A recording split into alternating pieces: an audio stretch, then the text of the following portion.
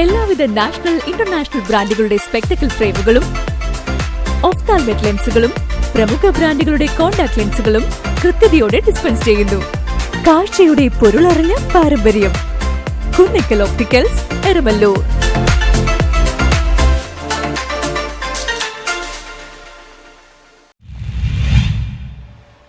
FSIയുടെ നേതൃത്വത്തിൽ ശില്പശാല സംഘടിപ്പിച്ചു. കേന്ദ്ര ഫിഷറീസ് മൃഗസംരക്ഷണ ക്ഷീര മന്ത്രാലയത്തിന്റെ നിർദ്ദേശപ്രകാരം ഫിഷറീസ് വകുപ്പ്, ഗവൺമെന്റ് ഓഫ് ഇന്ത്യയുടെ Cochin base of fisheries survey of India fisheries വകുപ്പുമായി സഹകരിച്ച് മത്സ്യബന്ധന മേഖലയിൽ ബഹിരാകാശ സാങ്കേതിക വിദ്യയുടെ പ്രയോഗം എന്ന പേരിൽ ശില്പശാല സംഘടിപ്പിച്ചു. കൊച്ചങ്ങാടിയിലുള്ള FSI ബേസ് ഓഫീസിൽ വെച്ച് ദേശീയ ബഹിരാകാശ ദിനം ആഘോഷിച്ചു. അല്ലെങ്കിൽ സ്പേസ് അഡ്വാൻസ് എന്തൊക്കെ കാര്യങ്ങളാണ് നമ്മൾ ചെയ്യുന്നതും ജനങ്ങളിലേക്ക് എത്തിക്കുന്നതിന് വേണ്ടിയുള്ള ഒരു ബോധവൽക്കരണത്തിൻ്റെ ഭാഗമായിട്ടാണ് ഇന്ന് എല്ലാ വർഷവും അതിൻ്റെ ആ സക്സസ് സ്റ്റോറി ജനങ്ങളിലേക്ക് എത്തിക്കുന്നതിനും ഉള്ളതൊരു നേട്ടം ജനങ്ങളിലേക്ക് എത്തിക്കുന്നതിനുള്ള ഒരു ഡേ മാർക്ക് ചെയ്യുന്നതിനാണ് നാഷണൽ സ്പേസ് ഡേ ആയിട്ട് സെലിബ്രേറ്റ് ചെയ്യുന്നത്. ഞാൻ മനസ്സിലാക്കുന്നതെന്ന് പറഞ്ഞാൽ ഏതാണ്ട് ഒരു മാസം നീണ്ടു നിൽക്കുന്ന ഒരു സെലിബ്രേഷൻസാണ്. ഓഗസ്റ്റ് 1-ാം തീയതി മുതൽ സ്റ്റാർട്ട് ചെയ്തു വിവിധ സംസ്ഥാനങ്ങളിൽ ഇത്തരത്തിലുള്ള വിവിധ പരിപാടികൾ ഇങ്ങനെ നടന്നുകൊണ്ടിരിക്കുകയാണ്.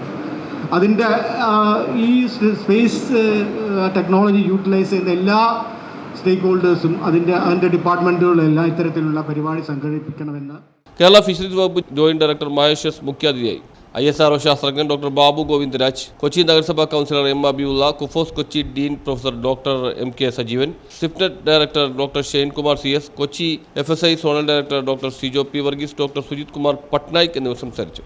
ഡിപ്പാർട്ട്മെൻറ്റ് ഓഫ് ഫിഷറീസ് മന്ത്രാലയം കേന്ദ്ര ഗവൺമെൻറ്റിൻ്റെ നമ്മുടെ ആഘോഷ പരിപാടികൾ നടത്താനായി ഫിഷറീസ് സർവേ ഓഫ് ഇന്ത്യയെ തിരഞ്ഞെടുത്ത department of fisheries government of ഇന്ത്യക്ക് ഞാൻ ആദ്യമായി തന്നെ നന്ദി രേഖപ്പെടുത്തിക്കൊള്ളുന്നു.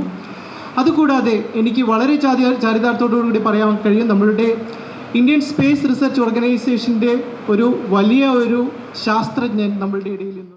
News bureau, വട്ടാഞ്ചേരി.